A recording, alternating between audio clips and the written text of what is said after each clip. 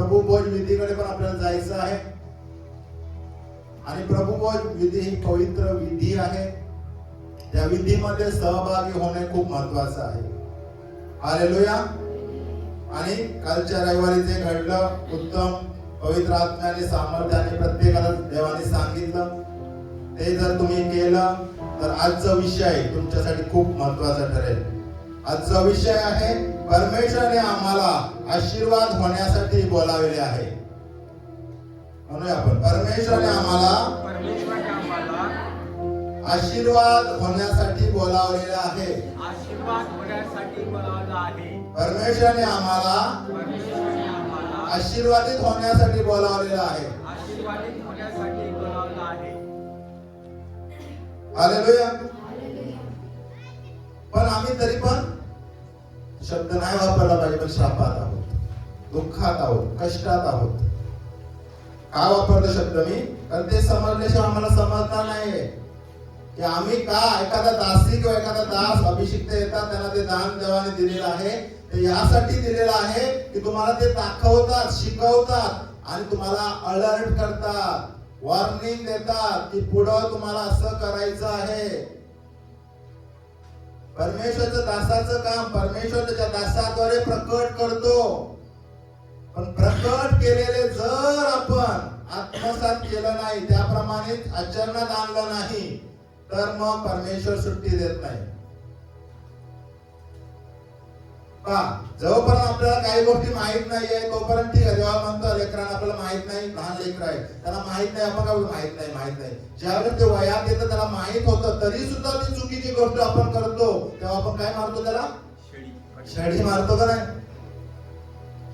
देव मारणार का नाही? तुम्हाला मारणार का? देव आमचा बाप आहे, तो शिस्तीचा परमेश्वर आहे. आम्हाला अजूनही शिस्त नाहीये. माझ्यासहित मला वाईट वाटू नका, तुम्हालाच नाही बोलत मी माझ्यासाठी पण तयार होत आहे.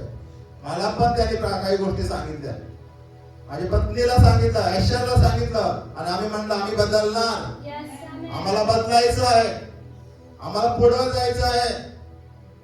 असे अनेक भविष्यवक्ते आपल्यातून तयार होतील. त्यासाठी त्यांनी काय मदत लागली तर परमेश्वराचे दासी म्हणले मी मदत करेन तुम्हाला, पण त्यासाठी तुम्हाला पाऊल उचलावं लागेल. म्हणून आजचं वचन आहे की आम्हाला वाटतं आम्ही गरीबच राहणार, श्रापितच राहणार, आजारातच राहणार, हलकं काम करतच राहणार. हे आमचं मानसिकता आता आपल्याला बदलायचं आहे आणि ते वचन तुम्हाला बदलेल. कारण आजचं वचन परमेश्वर जो विषय दिला आपल्या सर्वांसाठी, तो विषय हाच आहे. जसं आपण घोषणा पण करत आहे, या घोषणेमधला मला वाटतं शेवटचा पाचवी जी घोषणा आहे ती आहे, मी घोषणा करतो की मी माझ्या कुटुंबासाठी, मंडळीसाठी आशीर्वादाचे कारण बनणार. आणि पुढे म्हणले मी आशीर्वादित होणार.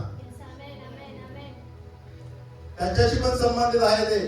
परंतु परमेश्वराने आम्हाला आशीर्वाद किंवा आशीर्वादित होण्यासाठी बोलावलेलं आहे. परंतु काही अशा गोष्टी आमच्यामध्ये आहेत, काही अज्ञान आहे, काही त्रुटी आहेत, काही गोष्टी आम्हाला माहित नाही आहे. त्यामुळे आम्ही स्वतःला कमजोर समजतोय. आम्हाला वाटतं आमच्यासाठी ते नाही आहे. हालेलुया. आणि दुसरी गोष्ट त्यात आहे, ज्यावेळेस तुम्ही त्यात वाढत जाणार, त्यासाठी परमेश्वर तुम्हाला काही वेळ घेणार. त्या वेळेत तुम्ही टिकून राहिल्यानंतर त्याचा रिझल्ट यायला काही वेळ लागेल, परंतु परमेश्वर तुम्हाला उंच केल्याशिवाय राहणार नाही. परमेश्वराची इच्छा आहे तुम्ही आणि मी आशीर्वाद असावं, तुम्ही आणि मी आशीर्वादित असावं. आम्ही गरिबीमध्ये, वेगवेगळ्या वाईट गोष्टीमध्ये, आजारामध्ये, टेन्शन मध्ये, चिंतेमध्ये राहावं अशी मुळीच इच्छा नाही देवाची.